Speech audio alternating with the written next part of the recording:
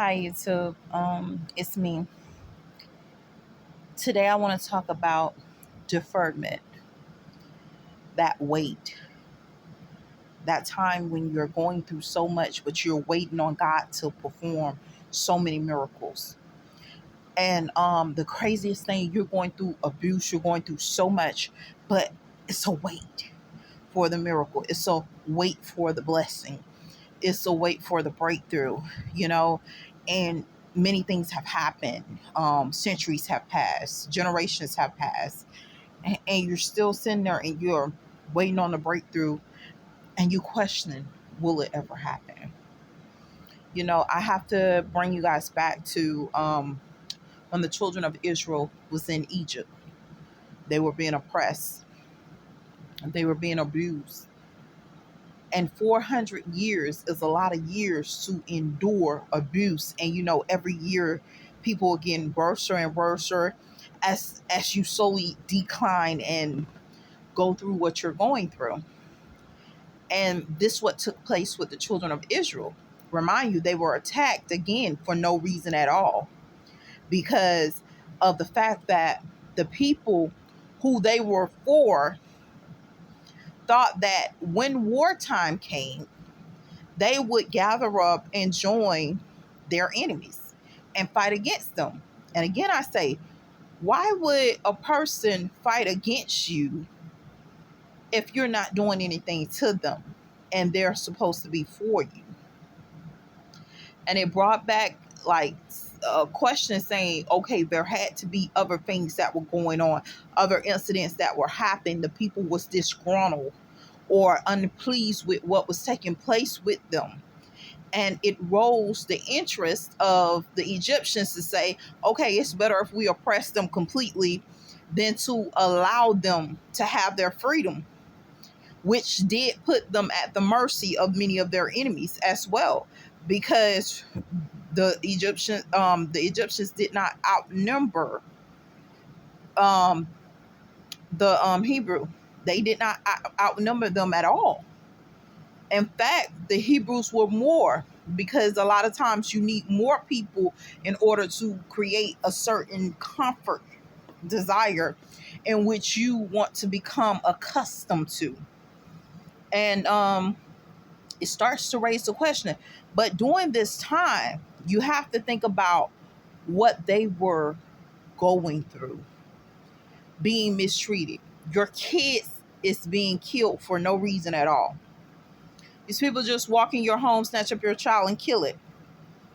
Had no motive or nothing. How much innocent blood was shed in the process of the delay?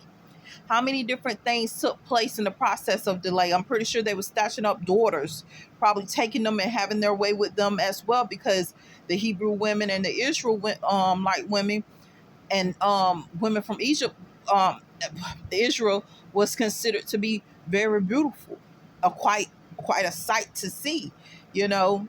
So being women and maybe even the men, were maybe very attractive and had to go through some of the same things. A lot of times these things aren't always written, but we know many things have came to pass that was in place back even in those times that are present right now today. And the biggest thing was the delay before the miracle. And sometimes that delay takes faith away from the people. To be postponed for such a long time sometimes makes people question God and its authority altogether. Lord, what are you doing?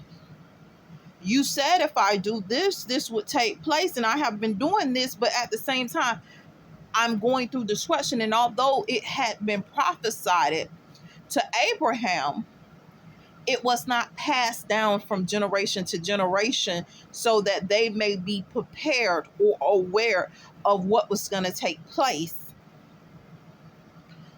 So they entered in blind. We're going to say they entered in without the knowledge of knowing, because it was revealed to Abraham, which I would consider a few, but it was not revealed to the people altogether. We do not have documentation that Joseph actually received revelation of the imprisonment of his people in Egypt, or else he would not have offered them to stay there. He would have told them to stay where they were. But even with Joseph, there was a price to pay, because remind you, Joseph was of innocent blood.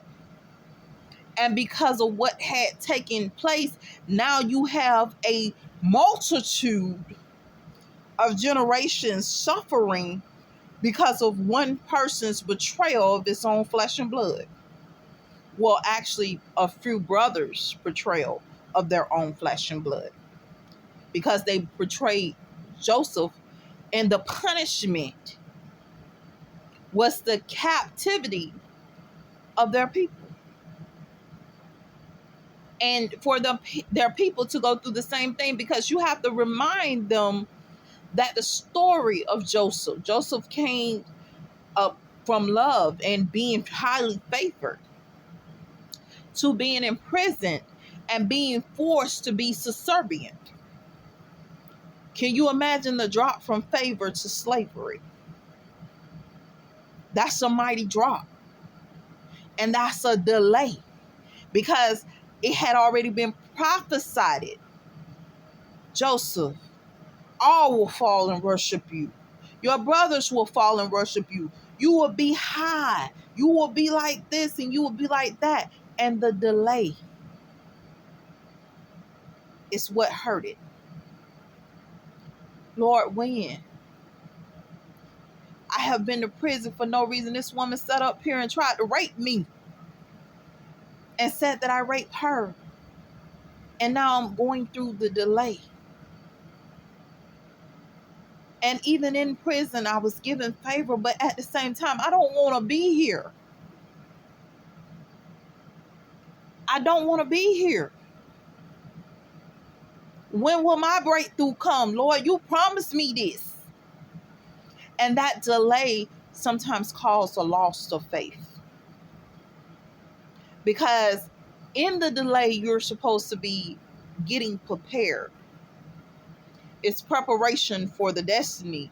But at the same time, you're like, Lord, why I got to go through so much? It hurts.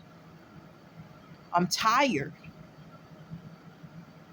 You can only imagine this man's wife said that his servant raped him. And he's a proud man.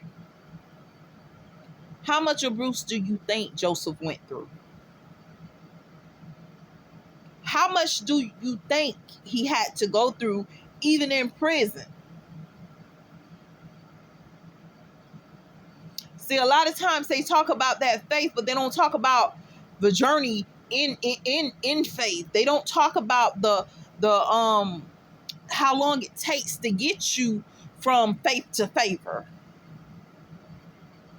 They don't talk about how long you suffered in servitude to get to a point where you can actually call some commands.